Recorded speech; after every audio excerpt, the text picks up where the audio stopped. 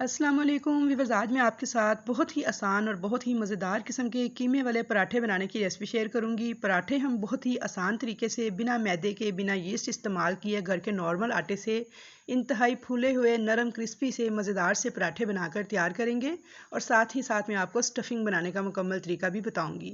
उसके अलावा अगर आपके पराठे फट जाते हैं, टूट जाते हैं या फिर सॉफ्ट और फ्लफ़ी बनकर तैयार नहीं होते तो उसके बारे में भी मुकम्मल गाइड करूंगी। तो वीडियो को एंड तक ज़रूर देखिएगा। तो चलिए रेसिपी स्टार्ट करते हैं। तो आज की इस रेसिपी के लिए व्यूअर्स गारंटी है मेरी कि इसे अगर आप एक बार बनाकर ट्राई करेंगे तो बार बार ट्राई करने पे मजबूर हो जाएंगे।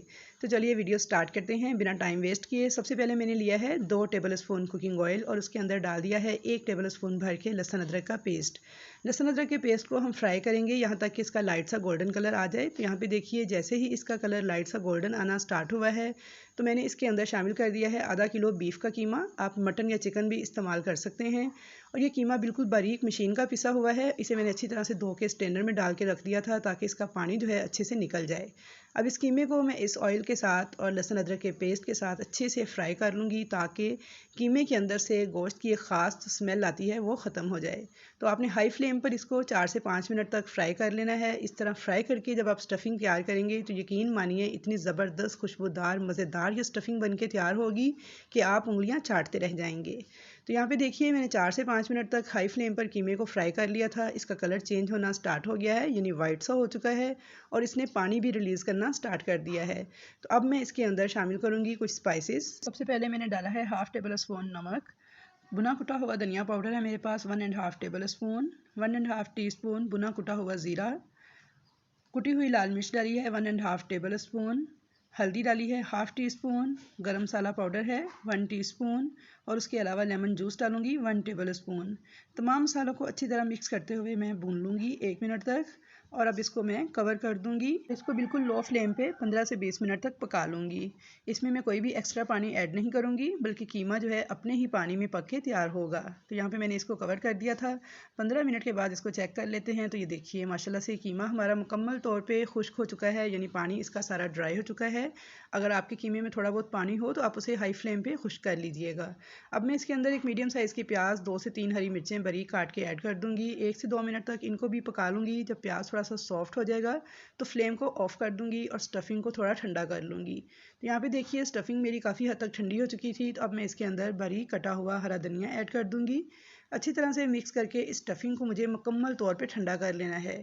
चलिए अब पराठे बनाने स्टार्ट करते हैं। तो यहाँ पे मैंने नॉर्मल गूंदा हुआ आटा लिया है और थोड़ा सा आटा मैंने डस्ट कर दिया है काउंटर के ऊपर। 2 मैंने पेड़े बनाए थे और उनमें से एक पेड़ा मैं लेके इस तरह से इसको हाथ से हल्का सा फ्लैट करूँगी। बस वीडियो को लेंथी होने से बचाने के लिए यहाँ पे बस मैंने नॉर्मल जो घर में हम रोटी पकाने के लिए आटा गूंदते हैं वही वाला आटा गूंदा हुआ लिया है। 2 उसके पेड़े बनाए थे और एक पेड़े को मैंने इस तरह से काउंटर पे रख के थोड़ा सा फ्लैट कर लिया है और इसका पराठा बनाना स्टार्ट कर दिया है। तो बस आपने भी नॉर्मल गूंदा हुआ आटा ही इस्तेमाल करना है, कोई मैदा या फिर यीस्ट वगैरह डालकर कुछ भी नहीं करना। सिंपल आपने बस नमक डाल के आटे को गूंद लेना है। और ये देखिए जब थोड़ा सा पेड़े को मैंने फ्लैट कर लिया है तो इसके किनारों को आपने दबाते हुए थोड़ा बारीक करना है, क्योंकि हमने इसके किनारों को सील करना है। तो इसलिए किनारों को आपने थोड़ा बारीक करना है, सेंटर से चाहे थोड़ा मोटा ही रहने दें। अब इसके दरमियान में मुकम्मल तौर पे जो ठंडी स्टफिंग है वो आपने 4 से 5 टेबल स्पून या फिर हस्बे ज़ायका हस्बे ज़रूरत आप डाल सकते हैं। तो ये देखिए मैंने तकरीबन 4 टेबल स्पून इसके ऊपर स्टफिंग डाल दी है और ये स्टफिंग आपकी मुकम्मल तौर पे ठंडी होनी चाहिए। हो सके तो थोड़ी देर फ्रिज में रख के ठंडा कर लें। अच्छी तरह से स्टफिंग को सेंटर में इकट्ठा करेंगे और अब इसके किनारे से इस तरह पकड़ते हुए जिग जैग इसको प्रेस करते हुए जोड़ते जाएंगे।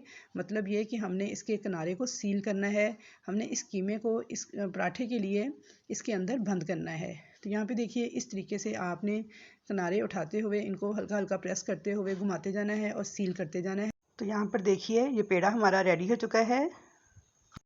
तो बहुत ही आसानी के साथ जो स्टफिंग हमने तैयार की थी उसको हमने सील कर लिया है। इस तरह घुमा के पेड़े की शक्ल देंगे थोड़ा सा मैंने आटा डस्ट किया है और अब इसके ऊपर इस पेड़े को रख के हमने इसकी जो सिंपल वाली साइड है वो ऊपर की तरफ करनी है और जो हमने साइड इसकी बंद की थी उसे नीचे की तरफ रखे आपने सेंटर से प्रेस करते हुए इस तरह हल्का हल्का दबा के किनारों की तरफ ले जाना है ताकि स्टफिंग जो है वो अच्छी तरह से पूरे पराठे में फैल जाए।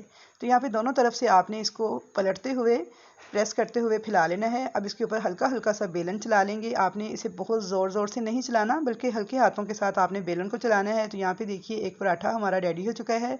तवा मैंने गर्म होने के लिए रख दिया था, तो अब इस पराठे को डाल देंगे इस तवे के ऊपर।